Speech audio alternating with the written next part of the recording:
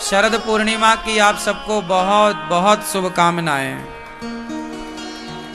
शरद पूर्णिमा की तरह ही आपके जीवन में खुशियों का प्रकाश चारों ओर फैला रहे।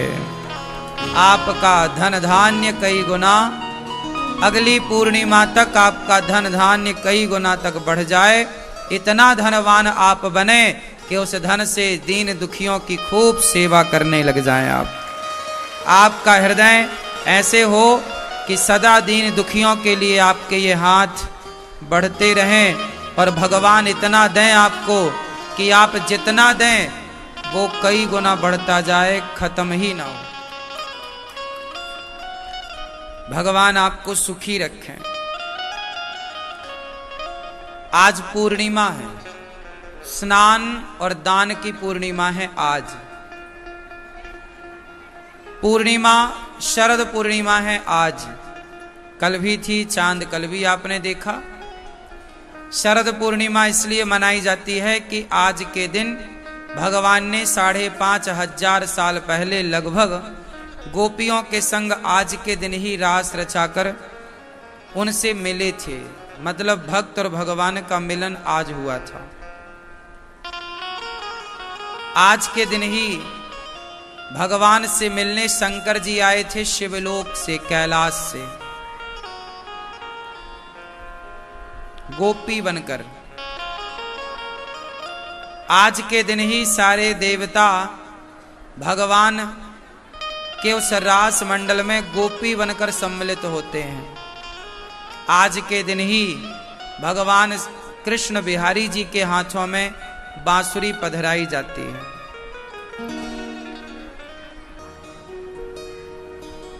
तो आज शरद पूर्णिमा है। शरद पूर्णिमा पूर्णमदः पूर्णमिदं पूर्णात् पूर्णमुदच्यते। भगवान कौन है? पूर्ण है। शरद पूर्णिमा है। अब यहां से सर्दी का मौसम स्टार्ट होगा। अब यहां से कौन सा मौसम? मौसम बदल रहा है। अब शरद पूर्णिमा आ गई, मतलब मौसम में परिवर्तन आ गया। अब गर्मी कम, धीरे धीरे धीरे धीरे दीपावली तक तो मौसम पूरा पूरा शीतल हो जाता है, ठंडा। आप सभी आए, सबका बहुत बहुत स्वागत गौरी गोपाल आश्रम में। सबको जय श्रीमन नारायण। शरद पूर्णिमा को अमृत की बारिश होती है, चांद से अमृत बरसता है, ऐसी हिंदुओं की परंपरा है। अच्छा बताओ, परंपरा नहीं, मान्यता है। अच्छा बताओ, चांद से अमृत टपकता है कि नहीं? ये बात सही है कि गलत है? तो आज तक कोई अमर क्यों नहीं हुआ? कोई तो पिया होता है एक आध बूंद। बताओ, चांद से अमृत किस तरह टपकता है? जल्दी से बताओ मेरी मां, कैसे टपकता? तुलसी रखी है ये। अब बताओ, तुलसी में जो तुलसी गुणकारी होती है कि नहीं, अन्य बीमारियों से लड़ने की क्षमता। अब बताओ कि तुलसी में गुण इतना जितना है वो कहां से आया? बोलो। सूर्य भगवान से क्या मिलता है हमें? सूर्य प्रकाश से क्या मिलता है? विटामिन, जोर से, विटामिन डी। जैसे सूर्य हमें विटामिन डी देता है, ऐसे चंद्रमा भी तो कुछ देता होगा। सूर्य के बारे में जान पाए, चंद्रमा के बारे में नहीं जान पाए। इसलिए पूर्णिमा का चांद छत पर जरूर जाना चाहिए और पूरी बॉडी पर चांद का प्रकाश पड़ना चाहिए। पूर्णिमा है, चतुर्दशी है, तृतीया, एकादशी, द्वादशी है, त्रयोदशी है। एकादशी के बाद का जो चांद है, अष्टमी के बाद का ही जो शुक्ल पक्ष का चांद है, चांद का थोड़ा सा प्रकाश हम सबको जरूर लेना चाहिए। भले 10 मिनट लो, 5 मिनट लो, थोड़ी देर छत पर खड़े रहो, खुले छत पर, खुले आंगन पर। क्यों? बॉडी को ना थोड़ा चांद का प्रकाश चाहिए। आजकल आप लोग सूर्य का प्रकाश नहीं लेते तो विटामिन डी की कमी है। चांद से अमृत टपकता है। कौन सा अमृत? वो औषधीय गुण चांद से निकलता है। जैसे औषधि ग्रहण कर लेती हैं और औषधि में जान आती है, जैसे तुलसी में जितने गुण हैं ये दो लोगों के कारण है, एक तो सूर्य के प्रकाश के कारण और चंद्रमा के प्रकाश से। यदि जरा विचार कीजिए, किसी फसल में सूर्य और चांद का प्रकाश ना पड़े तो वो फसल होगी? दोनों जरूरी है। इसलिए चांद का एक अपना अर्थ है। इसलिए खीर बनाने का मतलब यह है कि अमृत की बूंदें नहीं टपकती, उस खीर में जब चांद का प्रकाश पड़ जाता है तो अपने आप उस खीर में ऐसी एनर्जी प्रवेश कर जाती है जो हमें और आपको पॉजिटिव करती है, पॉजिटिविटी से भर जाती है। इसलिए चांद के प्रकाश के द्वारा थोड़ा सा उस प्रकाश से टच कराओ भोजन को। पहले का भोजन कैसा था? खुला था। पहले दाल बनती थी तो माँ उसे हटा करके ढके को हटा कर देखती थी तो दाल में सूर्य का प्रकाश और हवा प्रवेश करती थी। आजकल कुकर है, कुकर में ना सूर्य का प्रकाश जा रहा है ना हवा जा रही, इसलिए आज का भोजन जहर है। पहले बिना दवाइयों के लोग 100-100 साल जीते थे क्योंकि खान पान सूर्य और चांद के प्रकाश से टच होता था। रात्रि का भोजन लोग खुले में बनाते थे, आंगन में, तो चांद का प्रकाश अपने आप रोटियों में पड़ता था। हाँ या ना? तवा पहले जमाने में ना खुले आंगन में आकाश के नीचे चूल्हा होता था। हाँ या ना? सर्दियों के टाइम पर तो लोग खुले में ही सब कर बनाते थे। आकाश के नीचे बढ़िया चूल्हा, रोटी बनती जा रही है, चूल्हे की आग में सर्दियों में लोग बैठे रहते थे, चूल्हे की आग तापते रहते थे और अम्मा रोटी बनाती जाती थी खुले में वहीं, और थाली थी, चांद का प्रकाश रोटी पर डायरेक्ट पड़ता था, सब्जी पर डायरेक्ट पड़ता था, वो बच्चे और बूढ़े सब खाते थे। ये कोई सामान्य बातें नहीं है, साइंस जुड़ा है हर चीज। आप हर चीज को साइंस, हर चीज का साइंस समझिए ना। यदि सूर्य का प्रकाश विटामिन डी देता है तो चांद भी तो देता है। अब वो कौन कौन से गुण देता है वो तो रिसर्च करने पर पता लगेगा, लेकिन हम तो ये जानते हैं कि सारे औषधीय गुण जो हैं वो चांद से ही प्रकृति को प्राप्त होते हैं। हाँ या ना?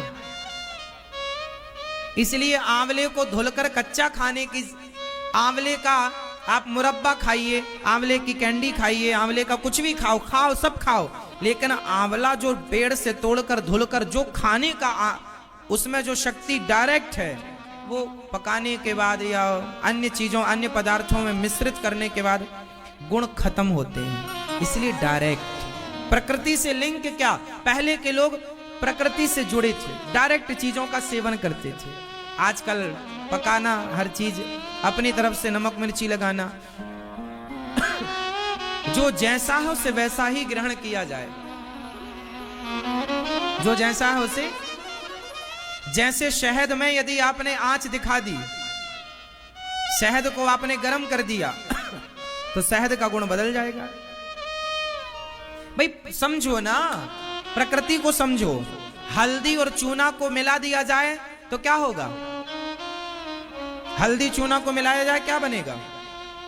हल्दी अलग पदार्थ है, चूना अलग पदार्थ है, पर दोनों को मिश्रित कर जाए तो तीसरा पदार्थ निकल के आएगा। ना वो हल्दी रह जाएगी ना वो चूना रह जाएगा। बताओ क्या बन जाएगी? क्या? रोली बन जाएगी, कुमकुम बन जाएगा।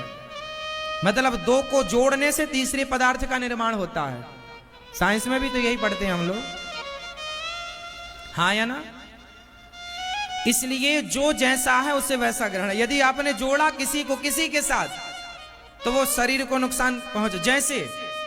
जैसे प्याज और दूध क्या है? प्याज और दूध क्या है? जोर से, जहर है। यदि आपने प्याज खाकर दूध पिया तो आपके शरीर में सफेद दाग होंगे ही होंगे।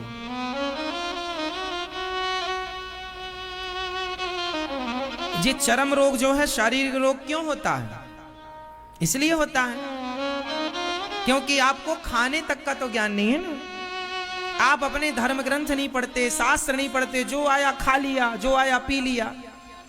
प्याज और दूध और नमक, इनका कोई कॉम्बिनेशन नहीं है। दूध को सीधा पियो दूध की तरह, उसके आगे पीछे कुछ नहीं। हाँ या ना? अब आप लोग नमकीन खाते जाते हैं और दूध पीते जाते हैं। अब नमक और दूध का कोई कॉम्बिनेशन है, अब ये जाके चर्म रोग पैदा करेगा, शरीर में हानि पहुंचाएगा, फिर बाद में आप चिल्लाएंगे कि ये रोग हो गया वो रोग हो गया। खाने पीने का भी तो साइंस है ना, किसके साथ क्या खाएं और किसके साथ क्या ना खाएं। क्यों जी? ये हमारे ऋषि मुनि पहले से जानते थे इस ज्ञान को। अब आप लोग कुछ ना जानते हैं और ना जानने की इच्छा है, और जानते भी हैं तो फॉलो नहीं करते। तो हमारे यहां तो हर चीज का विधान है, क्या खाएं क्या ना खाएं, किसके साथ क्या खाएं, किसके साथ क्या ना खाएं। जैसे घी और शहद दोनों को मिला दो, क्या हो जाएगा? जोर से, जोर से। दो पदार्थ मिले तो तीसरे पदार्थ का निर्माण हुआ, पॉइजन हो गया, जहर हो गया वो। शहद भी अमृत है और घी भी अमृत है, पर दो अमृत को मिला दो तो जहर हो जाएगा, प्लस प्लस माइनस। हाँ या ना? इसलिए बोध, आपको ज्ञान होना चाहिए। और ये ज्ञान कहां से? ये साइंस तो आज पढ़ा रही है साहब, पर ये सब शास्त्रों में है, सब कुछ है। अब आप ना पढ़ो। हमारे यहां एक गणित है। कौन सी गणित? वैदिक गणित। वैदिक गणित। कौन सी गणित? जोर से। वैदिक गणित। वो गणित इतना बढ़िया काम करती है ना कि मिनटों में काम हो जाता है। अब देखिए ना, चंद्र ग्रहण 1 बजे ग्रहण पड़ेगा, चंद्र ग्रहण। अब 1 बजे चंद्र ग्रहण पड़ेगा, ये किसने बताया आप लोगों को? हमें किसने बताया? साइंस तो आज है, 100 साल पहले तो साइंस नहीं था, 200 साल पहले तो साइंस नहीं था। तो क्या 200 साल पहले चंद्र ग्रहण नहीं पड़ता था? पड़ता था। तो क्या चंद्र ग्रहण का लोगों को ज्ञान नहीं था? था। तो पहले के लोग कैसे पता लगाते थे क्या चंद्र ग्रहण है? बोलो। साइंस को आज पता चला कि ग्रहण, सूर्य ग्रहण कब है, चंद्र ग्रहण कब है, ये पता हम लोगों को पहले से। हमारे यहाँ पंचांग होता है, आज तो कैलेंडर होता, पहले कैलेंडर नहीं होता था, पहले पंचांग होता था।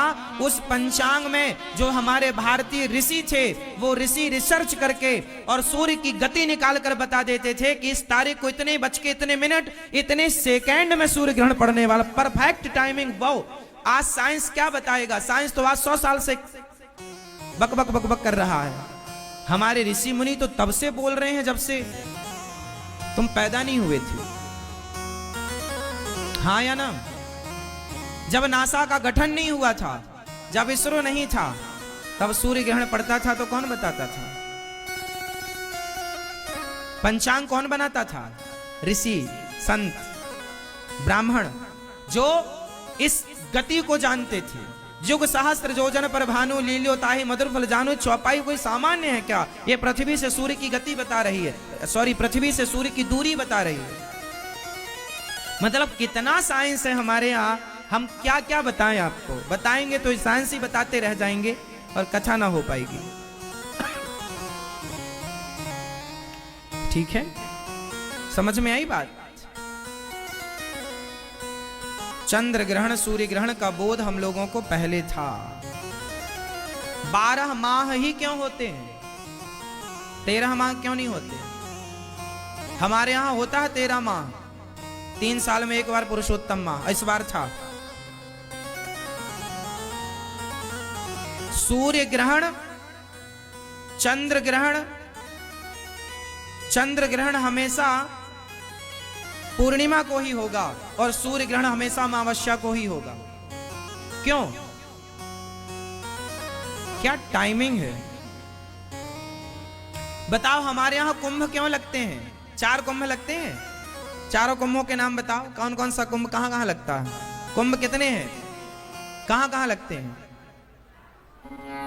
प्रयागराज, हरिद्वार,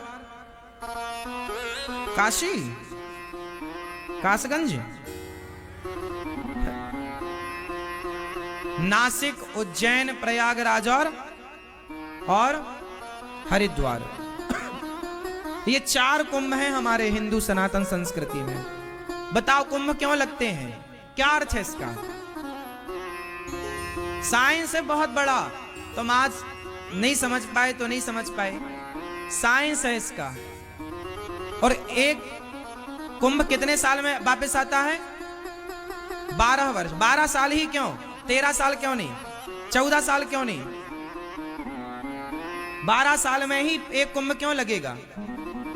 क्योंकि जो बृहस्पति का चक्कर है ना, वो 12 साल का ही है। सोचिए, बृहस्पति की गति आज दुनिया को पता लगी, हमारे यहां पहले से पता था। जब बृहस्पति एक चक्कर लगा लेते हैं तब जाकर के एक कुंभ लगता है।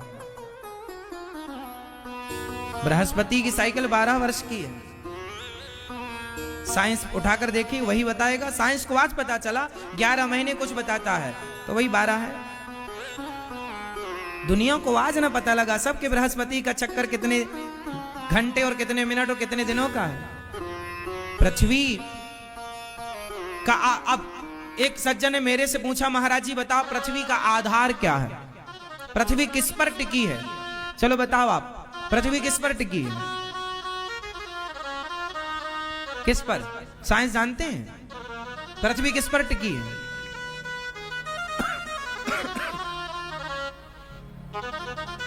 पृथ्वी किस पर टिकी है? शास्त्र कहते हैं शेषनाग भगवान पर। साइंस का अपना ही रोना है।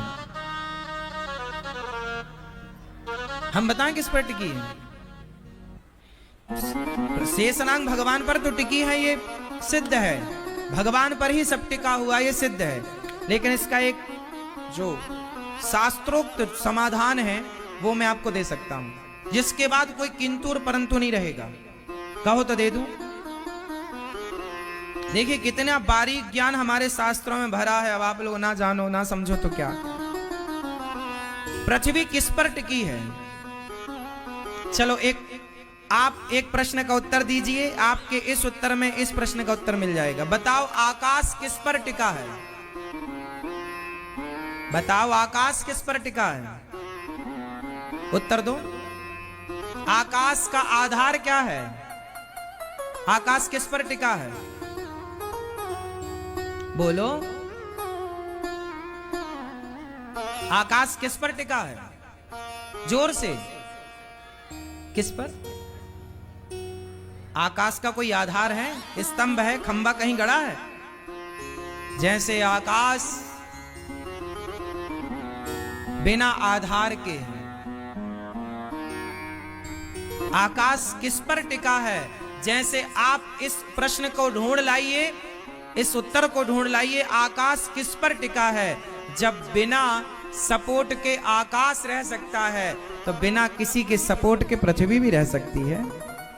और सपोर्ट किसका है? शेष भगवान का सपोर्ट। तो ये किसी के सपोर्ट की इन्हें जरूरत नहीं है, सिंपल। जैसे आकाश को किसी के सपोर्ट की, आकाश किस पर टिका है? ये आकाश किस पर दिख रहा है? आपको बता दूं, आकाश भगवान में ही दिखाई पड़ रहा है। ये भगवान में ही ओतप्रोत है। ये जो आप आकाश देखते हैं ना, यही ईश्वर की विराट झांकी है। यही विराटता है ईश्वर की। विराट है परमात्मा। अर्जुन को जब भगवान ने विराट रूप दिखाया तो अर्जुन क्या देख पाए? कुछ नहीं। आकाश की तरह भगवान सर्वव्यापी हैं। इसलिए आकाश का आधार भी भगवान है और पृथ्वी का आधार भी